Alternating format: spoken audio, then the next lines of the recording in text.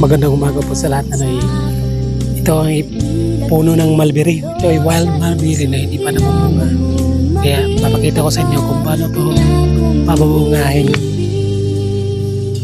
Simpleng buhay kay ganda, mayroong itim, mayroong saya. Walang hindi magagawa, lalo na't simple ka. Sama-sama magkaisa.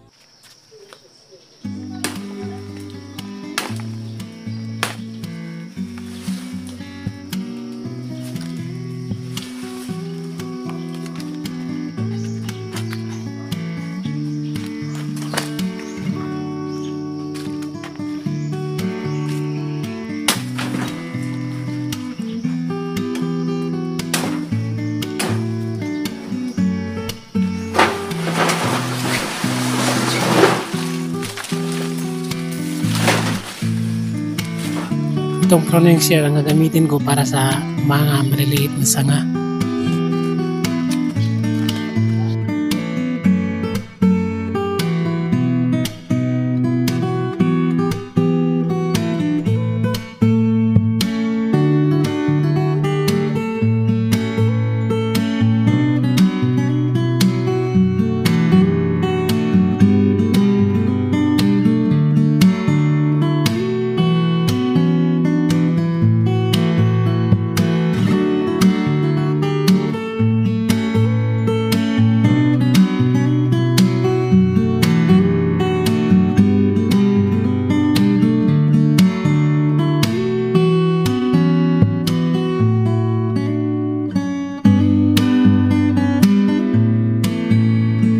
Pagkatapos ko mag-pruning handa ko naman itong pataba. Tutanawin ko lang para madaling masipsip ng puno. Yung ibubuhos ko mamaya.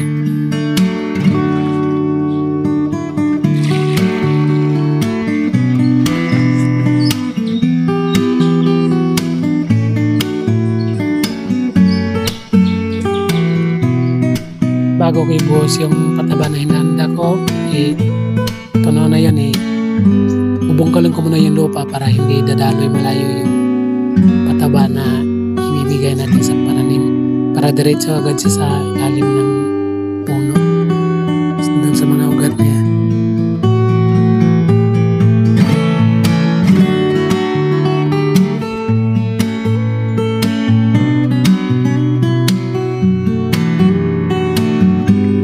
Ngayon ibubuhos ko na itong pataba. Hindi ko alam kung saan yung mga ugat dito banda, pero bubuhos ka lang dito sa bandang malapit sa kanyang puno.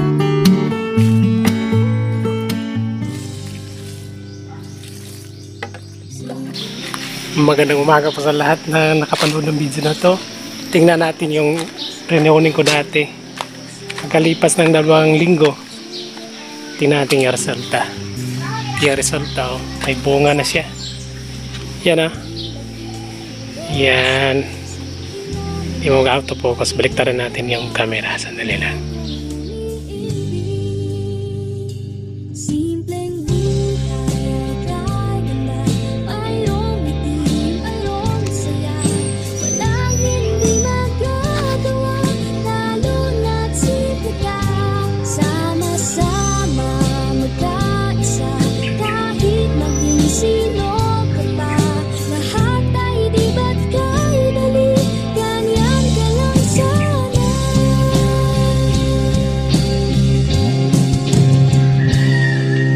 Simple lang naman ang nais sa damdamin at sa isip. Hindi ba't kay sarap ng buhay kung simple ang dating.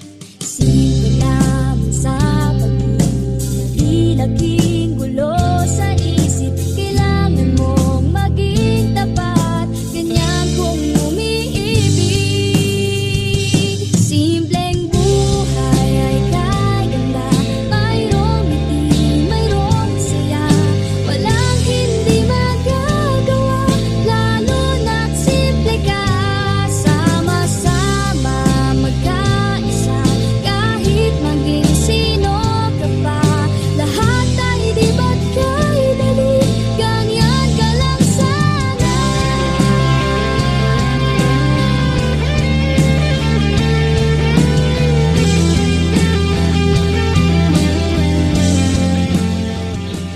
pagkatapos ng mga 2 buwan, yan ang resulta. Nahinog na yung mga prenoning ko, yung mga bunga. Kaso konti lang, isa lang natira kasi kinukuha na ng mga bata. Habang nandun ako sa trabaho, kinukuha lahat. Saka kinakain lang kasi ng ibon. Mas okay lang yan din na kukunin nila. Kasi nahuhulog na, kaya nito nahuhulog na nahuhulog. Hindi masyado mag-focus yung aking camera. Yan. Yung iba doon sa taas, konti lang natira kasi kinain na nila. Iba, may mga hilaw pa, saka may mga hinog na hindi sila sabay na hinog.